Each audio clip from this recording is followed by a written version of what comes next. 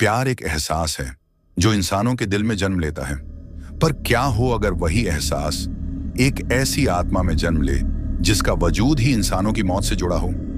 यह कहानी है एक लड़के की जो नहीं जानता था कि जिसे वो प्यार समझ रहा है वो एक प्राचीन श्राप की शिकार, एक चुड़ैल है। रात की खामोशियों, जंगल की सरसराहट और एक वीरान हवेली में छिपा है एक ऐसा राज जो आपके रोंगटे खड़े कर देगा। तो तैयार हो जाइए एक ऐसे सफर के लिए जहां मोहब्बत और मौत साथ चलती है। राहुल एक साधारण लड़का था, न ज्यादा बोलने वाला न ज्यादा दिखावा करने वाला। उसके माता पिता ने उसे शहर से दूर एक छोटे कस्बे नयनगढ़ के कॉलेज में दाखिला दिलवाया था। यहाँ की आबो हवा शहरी भाग दौड़ से दूर, शांत और ठहरी हुई थी। लेकिन राहुल नहीं जानता था कि इस सन्नाटे में कुछ ऐसा छिपा है जो उसकी जिंदगी को हमेशा के लिए बदल देगा। कॉलेज का पहला दिन था। सड़कों पर इक्का दुक्का गाड़ियां और हर मोड़ पर पुराने पीपल के पेड़।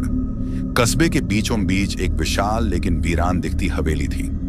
लोकल लोग उसे विधवा हवेली कहते थे।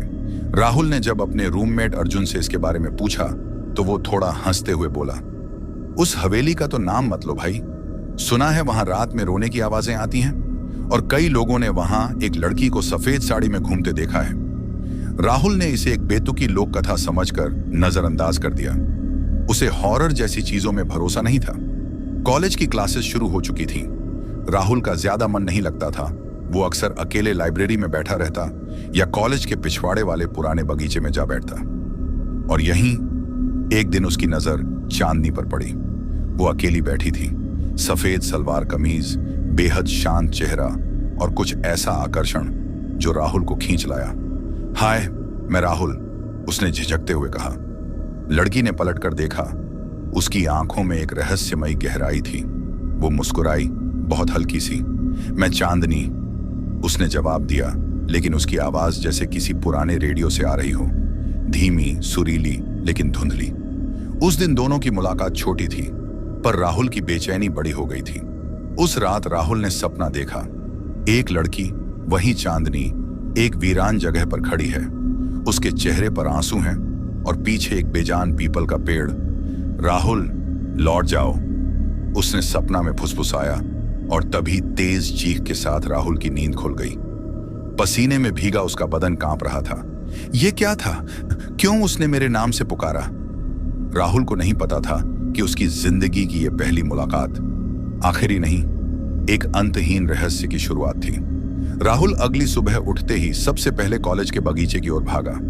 उसके मन में बस एक ही ख्याल था, चांदनी। वो जानना चाहता था कि वो लड़की कौन है, कहां से आई है और क्या उसने भी उस सपने जैसा कुछ महसूस किया। बगीचा खाली था। वो जगह जहां कल चांदनी बैठी थी आज बिल्कुल वीरान थी। राहुल थोड़ी देर वहीं बैठा रहा, जैसे उसकी आत्मा कुछ ढूंढ रही हो। तभी पीछे से एक आवाज आई, किसे ढूंढ रहे हो? राहुल ने पलट कर देखा। वो चांदनी ही थी, वही सफेद कपड़े, वही रहस्यमयी मुस्कान। लेकिन आज उसके चेहरे पर एक अजीब सी उदासी थी। कल मिले थे हम, मैं राहुल, मुझे याद है, चांदनी ने जवाब दिया। वो दोनों कुछ देर वहीं बैठ गए। राहुल उसे देखकर कुछ और ही दुनिया में चला जाता था। वो लड़की अलग थी, जैसे वक्त के बाहर जी रही हो। राहुल ने उससे पूछा, तुम इस कॉलेज में ही पढ़ती हो ना? चांदनी ने एक पल को उसकी आंखों में देखा, फिर बहुत हल्के से कहा, हाँ, कभी पढ़ा करती थी। राहुल कुछ समझ नहीं पाया। उसने हंसते हुए पूछा, मतलब अब नहीं पढ़ती? चांदनी बस मुस्कुरा दी और आकाश की ओर देखने लगी। हवाओं में अचानक ठंडक सी आ गई थी। कुछ सवालों के जवाब वक्त देता है राहुल, और कुछ कभी नहीं।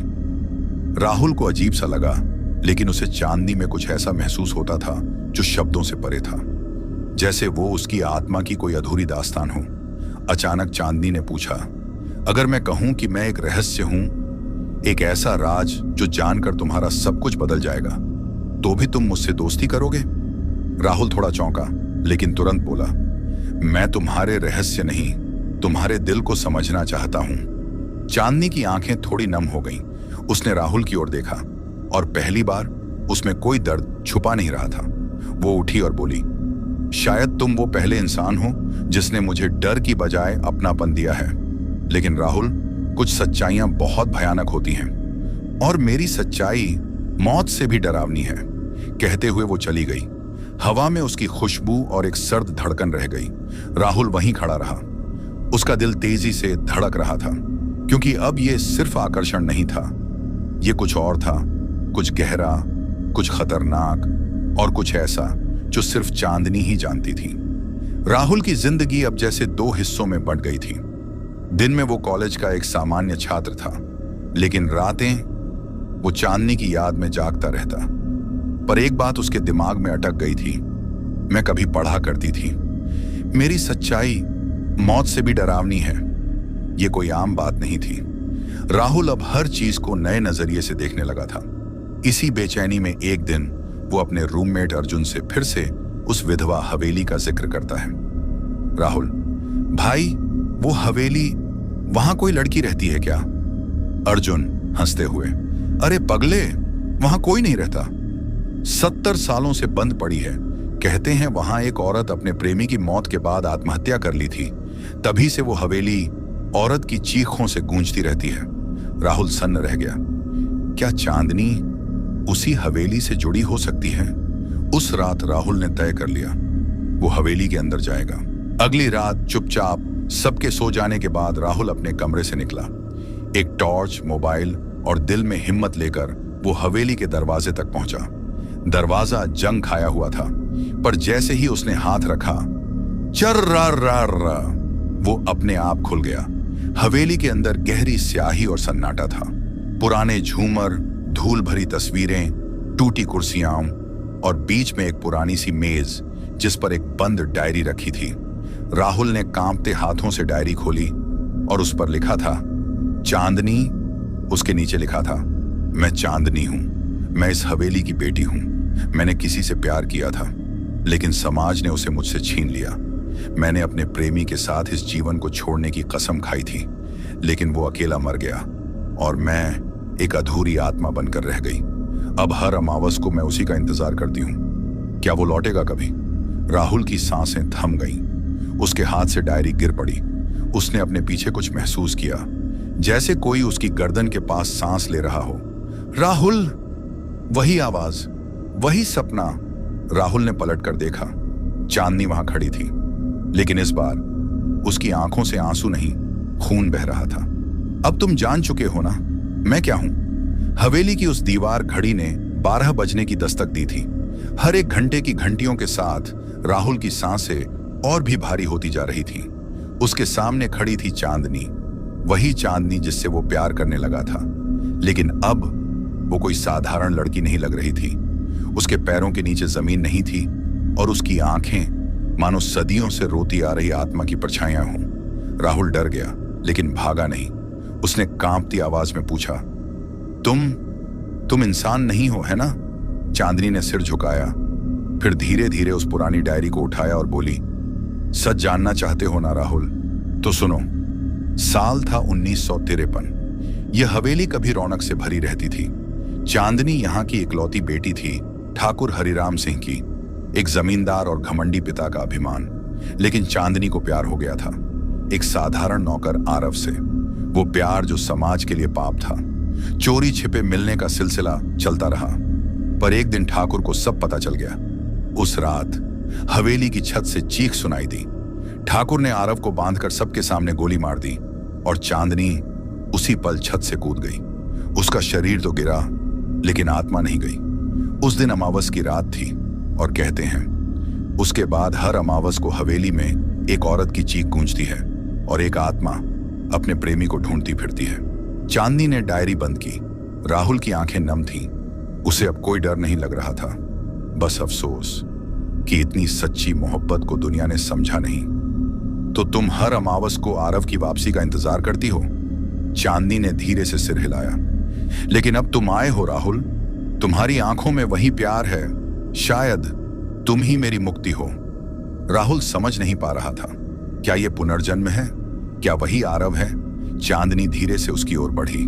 हवा में ठंडक बढ़ने लगी। लेकिन राहुल, अगर तुमने भी मुझे छोड़ दिया तो मैं इस बार सिर्फ इंतजार नहीं करूंगी। इस बार तुम्हारा साथ हमेशा के लिए चाहूंगी। चांदनी अब हवेली के उस गुप्त तहखाने की ओर बढ़ी जहां कोई भी आम इंसान आज तक नहीं गया था। राहुल उसके पीछे पीछे चल रहा था। अब उसमें डर कम और जानने की जिज्ञासा ज्यादा थी। सीढ़ियां नीचे जा रही थीं और हर कदम के साथ अंधेरा और सर्दी बढ़ती जा रही थी। आखिरकार दोनों एक पुराने कमरे में पहुंचे। वहां दीवारों पर तंत्र मंत्र के निशान थे। बीचों बीच एक बड़ा आईना रखा था, काला धुंधला, जैसे आत्माओं का प्रवेश द्वार हो। चांदनी ने राहुल की ओर देखा और बोली, जिस दिन ठाकुर ने आरव को मारा, मेरी आत्मा तो टूट ही गई थी, लेकिन उस रात जो हुआ वो किसी को नहीं पता। जब चांदनी ने छत से छलांग लगाई, उसकी आत्मा अधूरी रह गई, लेकिन उसकी आत्मा को यहीं रोक दिया गया। हवेली की एक पुरानी नौकरानी दायन तुलसी ने, वो एक तांत्रिक थी जो ठाकुर के घर में सालों से काम कर रही थी। उसने देखा कि चांदनी की आत्मा शरीर से निकल रही है और तभी उसने काले तंत्र का प्रयोग करके उसकी आत्मा को बांध दिया।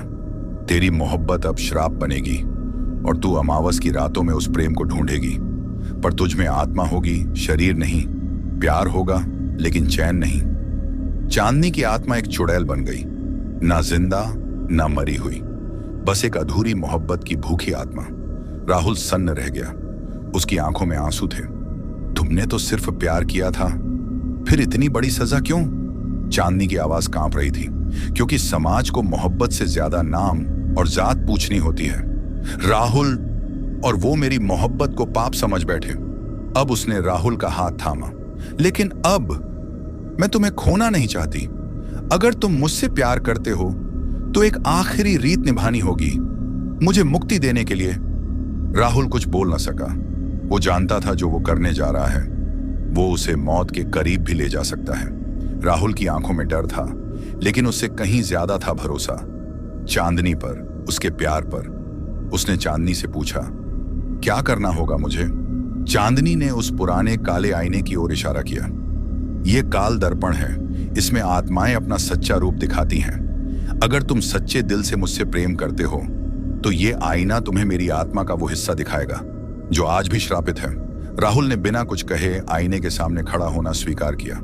जैसे ही उसने अपनी आंखें बंद की और चांदनी का नाम लिया, आईने की सतह कांपने लगी, कमरे की दीवारें सिसकने लगी और फिर आईने में दिखा एक दृश्य।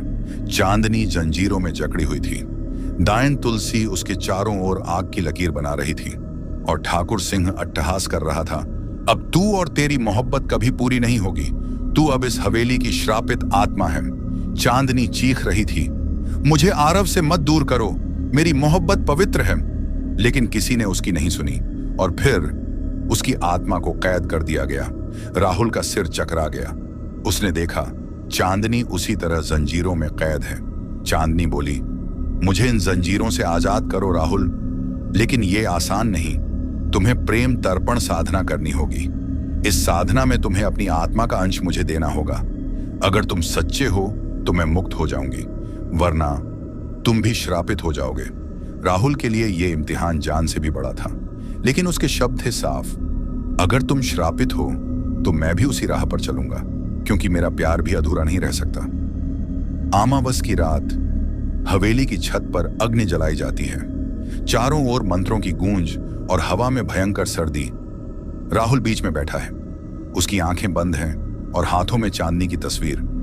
वो मंत्र बोलता है, हे प्रेम की देवी, हे रूह की रक्षक, जिसे मैं चाहूं उसे मुक्ति दो। अगर मेरा प्रेम सच्चा है तो उसकी आत्मा को आजाद करो। तभी हवेली की दीवारें कांपने लगती हैं, आईना चटकने लगता है और जमीन से चांदनी की आत्मा ऊपर उठती है। वो चीखती है, राहुल! अमावस की रात अपने चरम पर थी। हवेली की छत पर जल रही अग्नि अब नीली हो चुकी थी, ऐसा रंग जो सिर्फ आत्माओं की उपस्थिति में होता है। राहुल की आंखें बंद थीं, लेकिन उसका चेहरा शांत था। उसके होंठों पर अब भी वही मंत्र था, यदि मेरा प्रेम सच्चा है उसे शांति मिले, या मैं भी उसी के साथ बन जाऊं। चारों ओर हवाएं जोरों से चलने लगीं। आईना छटक कर टूटा और उसमें से निकलती चांदनी की आत्मा अब पूर्ण रूप में उसके सामने खड़ी थी। लेकिन अब वो चुड़ैल नहीं लग रही थी। उसके चेहरे पर अब करुणा थी, आंसू थे और एक इंसान की मासूमियत। राहुल, तुम्हारा प्रेम सच्चा है, इसने मेरे 70 साल पुराने श्राप को हिला दिया है। लेकिन तभी एक भयानक चीख फिजाओं में गूंजी, नहीं, तू मुक्त नहीं हो सकती। वो थी दायन तुलसी की आत्मा, जो अब भी हवेली से बंधी हुई थी। उसने काले धुएं की तरह आकार लिया और राहुल पर झपट पड़ी। लेकिन राहुल पीछे नहीं हटा। तू कुछ भी कर ले, आज मैं उसे मुक्त करूंगा। राहुल ने अपनी हथेली चीर दी। खून की कुछ बूंदें उस अग्नि में डाली और पूरी हवेली कांप गई। चांदनी चीखी, नहीं राहुल, तुम मर जाओगे।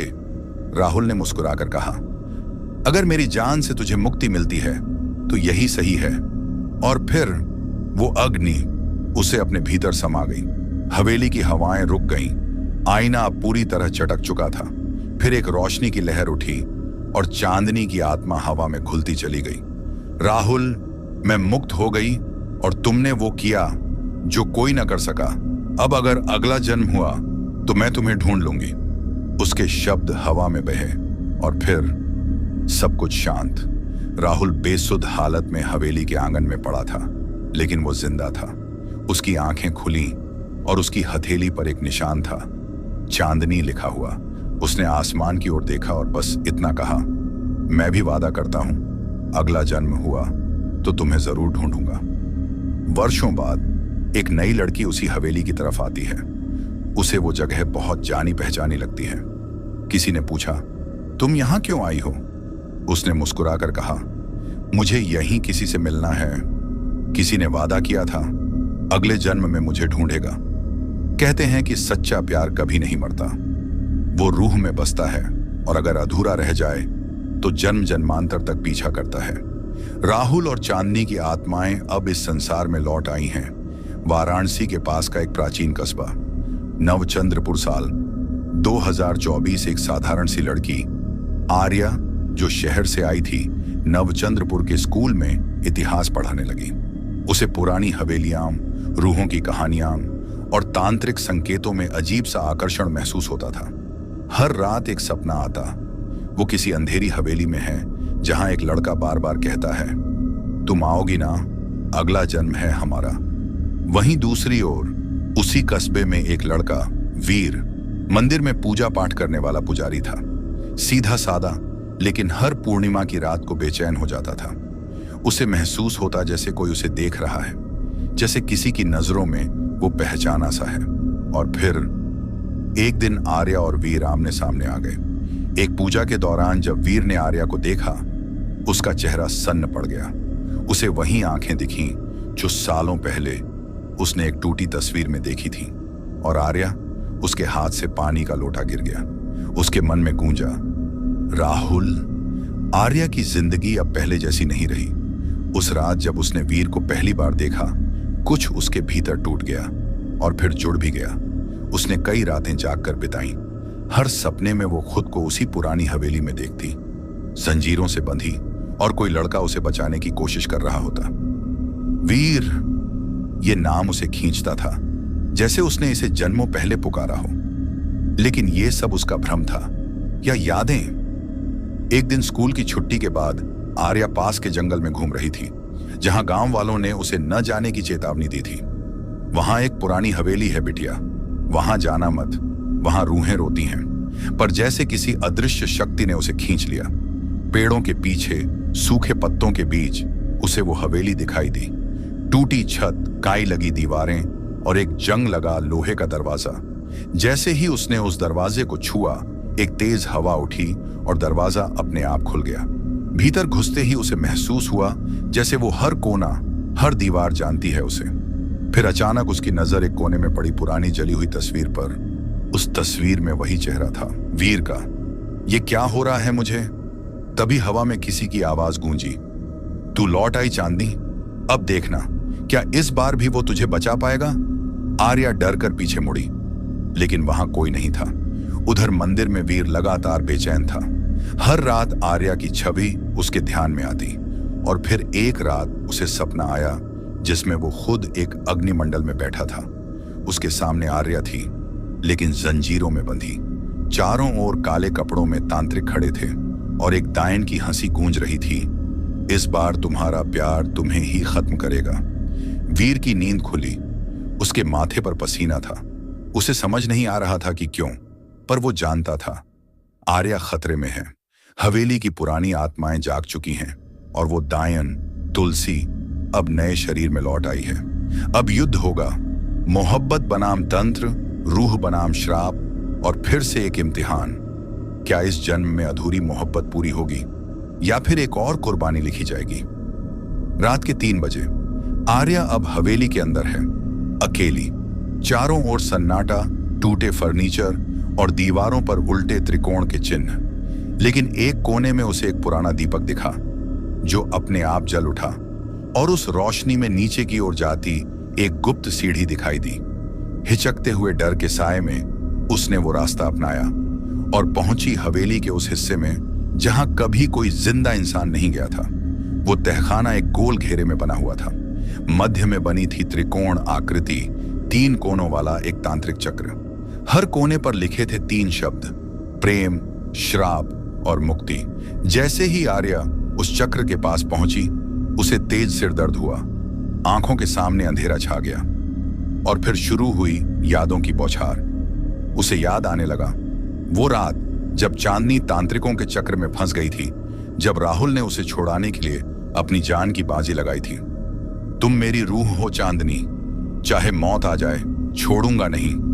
और फिर वो लम्हा जब चांदनी ने अपनी आत्मा को बांध दिया था इसी त्रिकोण के मध्य, ताकि उसका प्यार जिंदा रह सके। अचानक हवा में एक काला धुआं घुलने लगा, तहखाने की दीवारें हिलने लगी और एक जोरदार ठहाका गूंजा। तू वापस आ गई, तूने फिर त्रिकोण को छेड़ा, अब तेरा अंत भी वहीं होगा जहां पहले शुरू हुआ था। आर्या ने डर के मारे आंखें बंद कर लीं, लेकिन तभी किसी ने उसका हाथ पकड़ा। वीर वहां पहुंच गया था। मैं जानता नहीं कि यह सब कैसे हो रहा है, पर जब भी तुम अकेली होती हो मुझे लगता है मेरी रूह रो रही है। जैसे ही वीर ने त्रिकोण के केंद्र में कदम रखा, एक हल्का उजाला पूरे तहखाने में फैल गया और काल त्रिकोण ने धीरे धीरे अपना रूप बदला। अब वो जल रहा था और उसके बीचों बीच राहुल और चांदनी की झलक दिखाई दी।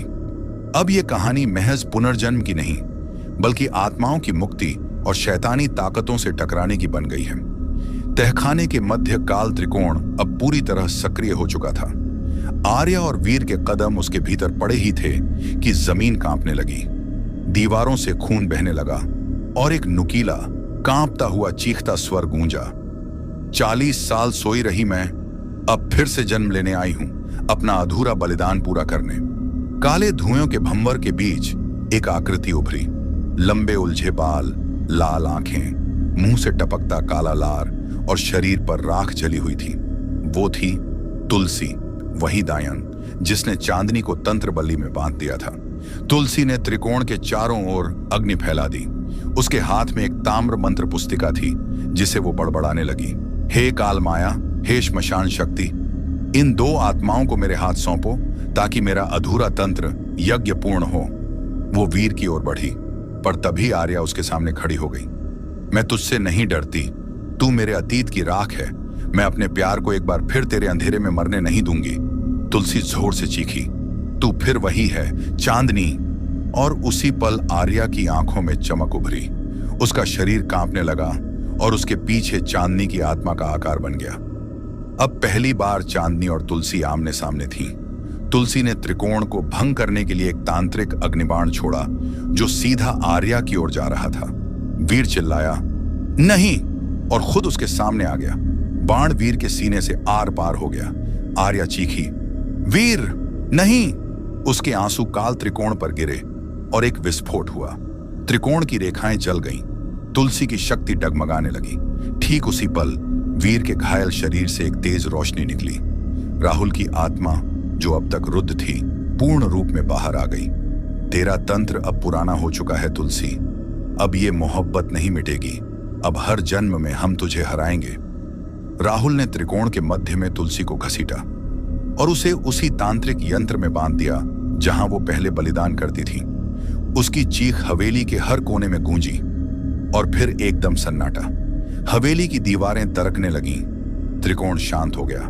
राहुल की आत्मा वीर के शरीर के पास गई और धीरे से कहा, अब तू जी मेरी जगह, अब तुझे मोहब्बत अधूरी नहीं रखनी। एक रोशनी उठी और राहुल की आत्मा मुक्त हो गई। वीर की सांसें लौट आईं। आर्या ने उसे गले से लगा लिया। अब हम फिर कभी नहीं बिछड़ेंगे। पर हवेली के गहराई में अब भी एक काला पत्थर पड़ा है, जिसमें दबी है तुलसी की अधूरी तांत्रिक शक्ति। और कहानी कहती है, अगर इस जन्म में प्यार जीता है तो अगले जन्म में फिर कोई बला जागेगी, क्योंकि मोहब्बत जितनी सच्ची होती है उतने ही गहरे उसके दुश्मन।